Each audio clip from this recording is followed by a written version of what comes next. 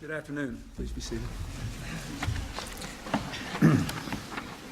Good afternoon. Today I am announcing broad executive action to protect the young people of the United States from the awful dangers of tobacco. Over the years, we have learned more and more about the dangers of addictive substances to our young people.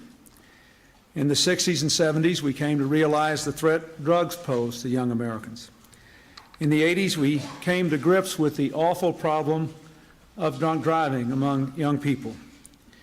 It is time to take a third step to free our teenagers from addiction and dependency. Adults are capable of making their own decisions about whether to smoke, but we all know that children are especially susceptible to the deadly temptation of tobacco and its skillful marketing. Today and every day this year, 3,000 young people will begin to smoke. 1,000 of them ultimately will die of cancer, emphysema, heart disease, and other diseases caused by smoking. That's more than 1 million vulnerable young people a year being hooked on nicotine that ultimately could kill them.